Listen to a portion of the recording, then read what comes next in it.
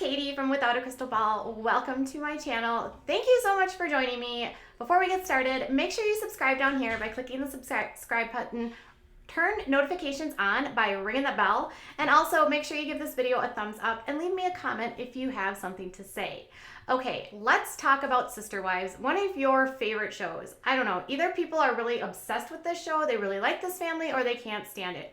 This channel is obsessed with these videos, and I was like, we need to talk about something that literally just happened in Utah and what it means for the Browns. Okay, so this season on Sister Wives, we have been dealing with the Browns being obsessed with moving. They were supposed to plunked down a ton of cash on this property on a street called Kody Pass in Flagstaff, Arizona. The plan was for them to build homes there, kind of like the cul-de-sac in Vegas, but it was in a more rural area with the homes being further apart. Kody had the idea he was going to build one house. That got kaput because Christine didn't want to live with them. But then in the middle of all of this, they move there, they haven't built yet, and they end up in rentals. Several of the rentals end up having to be purchased by other people, and that meant Mary moved one time to a new rental, Janelle moved into another rental, and Robin was unable to find a rental and ended up buying a house because she wanted 6 bedrooms. She couldn't find 6 bedrooms, blah, blah, blah, blah, blah.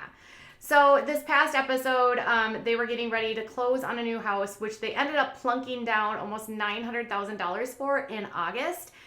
So there's this thing now. They have this property in Kody Pass, the property that they've owned for almost 2 years that they haven't built on. If you go to the property records in their county, it's still vacant and there's nothing happening there. So they've got 2 homes that they own. They've got the home that Robin owns and the home that Christine owns. And they've got this extra chunk of land next to Robin's house, along with 4 empty lots over on Kody Pass, only a couple blocks away. Mary and Janelle are renting, and their rentals are apparently about a mile apart. Christine and Robin live relatively close together within a couple blocks. Okay, getting you caught up. Now, we know that back in the day, they actually lived in Lehi, Utah. When we first met them, it was in 2010, and they were living in this weird sort of like split level, like 3 apartment kind of combo housing of all of the wives in one home. You had Mary upstairs and Christine downstairs and Janelle over here, and everyone was like in one place. Janelle was working, Mary was working, Christine was basically like the stay-at-home mom, homeschooling, doing all that stuff. They ended up having to leave Utah because they claimed in the first or second season, I think it was the second season, that Utah was investigating them. And the Sister Wives actually ended up suing the state of Utah. Right.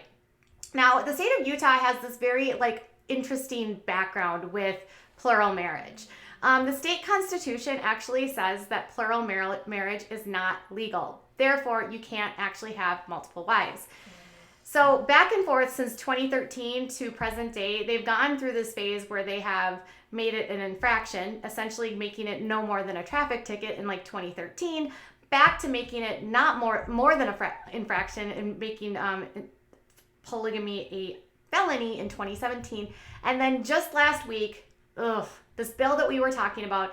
If you watch my channel, you know that Melissa Ellis was on the channel about 2 weeks ago, and she was talking about this legislation. She had actually met with the governor of Utah to talk about her concerns with the Sound Choices Coalition, who is in education and advocacy group for polygamy, against polygamy, and their concerns about putting it back down to an infraction. Unfortunately, her attempts to actually persuade the governor did not work, because Janelle Brown was on Twitter a couple days ago, and she shared this article that says polygamy is essentially decriminalized in Utah under a bill signed into law. This was actually signed on the 29th of March, and it said that on Saturday night, the governor signed Senate Bill 102 into law. It reduces the crime of bigamy among consenting adults to an infraction on par with a traffic ticket. However, with plural marriage, if there's other things going on,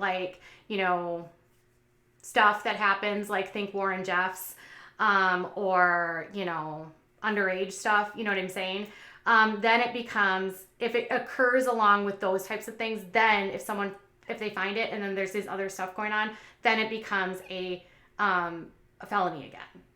But if you're just a harmless plural marriage person, it's only a traffic ticket, which Don't tell me there's no such thing as I don't believe there's anything such as consent in this because of the way that this communities are structured, because the way that the people and the children are learned and taught about this from such a young age, there's literally just no way any adult that gets into this can actually consent, because the women are basically the property of the man, and they from a very young age are told that they have to be in these types of relationships so that the husband can go to heaven, and the more wives, the more levels of heaven. It's ridiculous.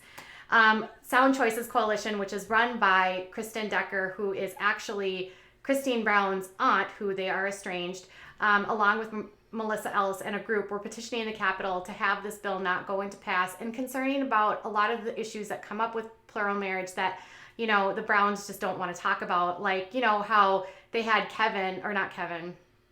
they had his friend on it, Kyle Henderson, who, you know, did some stuff to his wife that was really bad, and he was actually from the same church as them. And this is the kind of stuff that Kristen and Melissa say is very commonplace in this world. Well, unfortunately, it is now reduced to an infraction. So everyone, all of these people that are in Utah now are like, yay, it's legal now. And Melissa's fear was that this is going to empower these groups to be like, see, we told you it's not that big of a deal. The law says it's fine, when it's really not the case. That's not actually what the law is saying.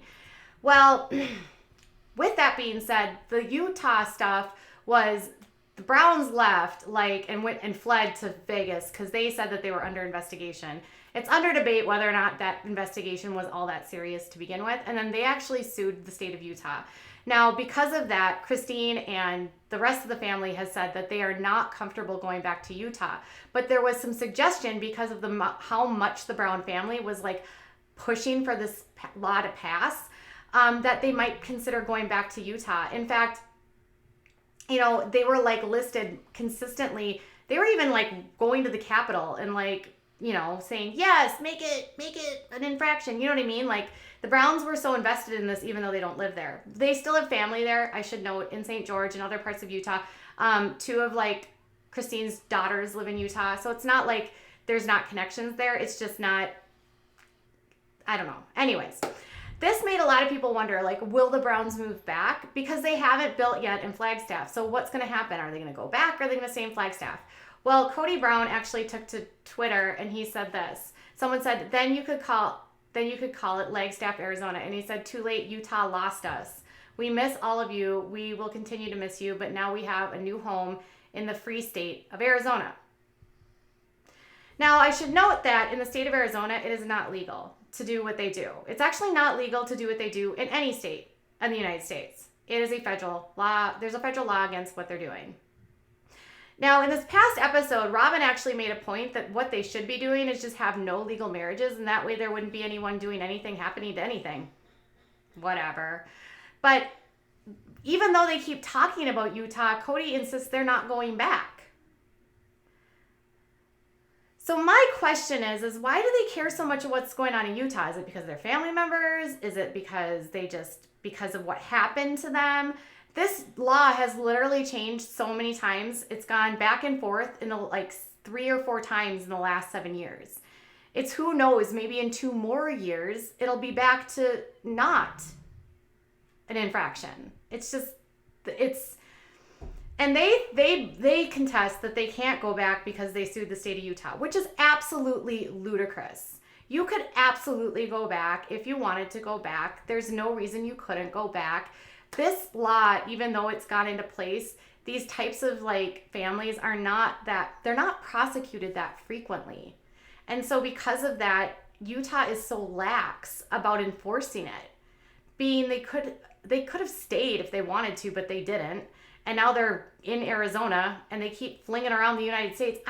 He says that Arizona is where they're going to stay. I have high doubts that that's where they're going to be. They have been all over the place. And in fact, the wives were saying on this last episode or this last season, they have moved like 16 times. That's a lot.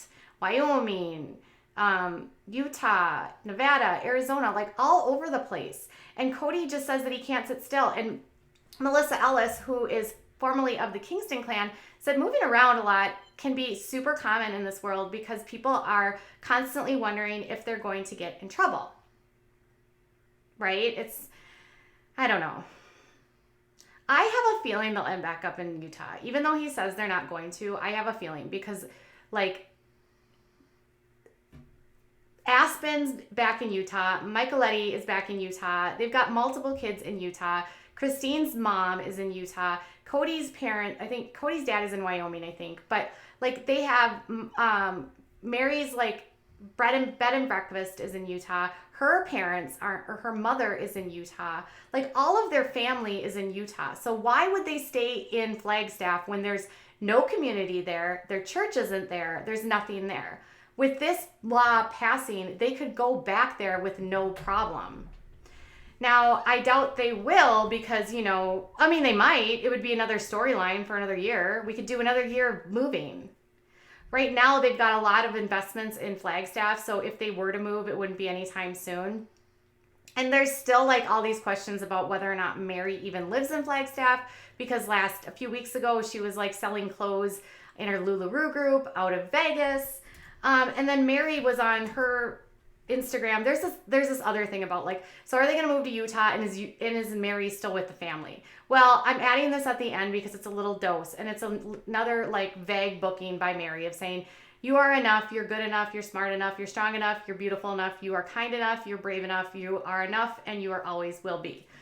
I really wish Mary would actually take her own advice and believe that, because if she did believe this and actually posted that, she would leave. You know what I mean? Like, Mary, I really don't think that I feel like Mary thinks that anyone that's critical of this world doesn't actually believe in her. And I think, like, more people would just be like, Mary, if you're so miserable, just go. It's not that scary. There's lots of organizations that will help you, and you have lots of people on the outside that will, like, embrace you. But she's always vaguing this, like, kind of stuff. Like, walk away from anything that gives you bad vibes. There's no need to explain it or make sense of it.